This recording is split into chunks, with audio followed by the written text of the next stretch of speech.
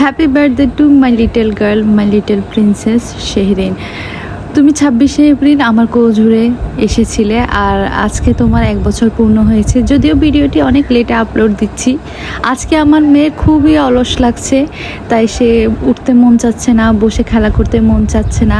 By the way, যেহেতু আমার শেহরিনের birthday, ওরকম জমকালো কোনো আয়োজন আমার কোনো ইচ্ছে ছিল না করার। তাও সবাই মিলে আমরা একটু বাইরে গিয়েছিলাম, চলে গেছিলাম স্টেশন রেস্টুরেন্টে।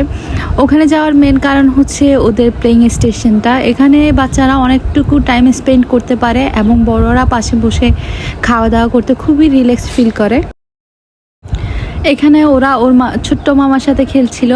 আমার শেহরিন আসার পর থেকে কারোর সাথে এত বেশি মিশতে পারছিল না, যেহেতু ও একটা এনভায়রনমেন্ট থেকে অন্য এনভায়রনমেন্টে এসেছে। তাই এখন সে আস্তে আস্তে মামার সাথে ফ্রি হচ্ছিল, আর সাথে সাথে ওর নানুমণি, ওর ছোট ভাইয়ের সাথেও ফ্রি হচ্ছিল।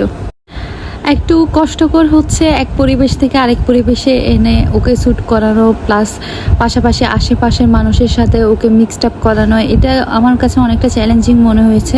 আমি আসার পর থেকে ও কারো কোলেই যাচ্ছিল না, কারোর সাথে মিশছিল না এবং কোল থেকেও নামছিল না। এখন দেখছি মাশাআল্লাহ সবার কাছে একটু একটু যাচ্ছে। ওদের খেলতে খেলতে আমাদের এদিকে অর্ডারগুলো চলে এসেছে। যেহেতু বাইরে প্রচণ্ড গরম, খুব বেশি খাবার দাওয়া বা হেভি খাবার খেলে অনেকটা খারাপ লাগবে, এই জন্য আমরা কিছু সিম্পল ডিশ অর্ডার করি। আমার সবচেয়ে পছন্দের ডিশটা হচ্ছে এখানে ক্যাশিউ নাট সালাদ, আর কফি তো হচ্ছে একটা মাস্ট হ্যাভ আইটেম বাইরে গেলে। খাওয়া দাওয়া শেষ করার পর আমরা বাসায় চলে এসেছি। এখানে ছোট্ট একটা মিনি কেক, ভাই বোন দুইজনে আমাদেরকে কাটার সুযোগ দিচ্ছিল না। সবাই উপরের লেয়ারটা যেহেতু চকলেটের ছিল, ওইটা নিয়ে টানাটানি করছিল। আর এই তো আমরা সেলিব্রেট করছিলাম, একটু কেক কাটিং করছিলাম।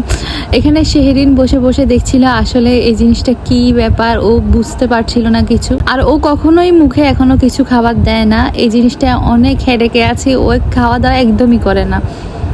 তো এই তো আমরা সবাই আস্তে আস্তে একটু একটু কেক নিচ্ছিলাম, যেহেতু শেহরিনের বার্থডে। আর এখানে পিচ্চিগুলো খেলা করছিল, আর আমার পিচ্চিটা মাশাআল্লাহ এখন একটু দুষ্টু হয়েছে। যখন হাত দিয়ে কিছু ধরতে দিই না, তখন ও ট্রাই করবে পা দিয়ে ধরার। এই জিনিসটা খুবই বাজে অভ্যাস হয়ে গেছে ওর।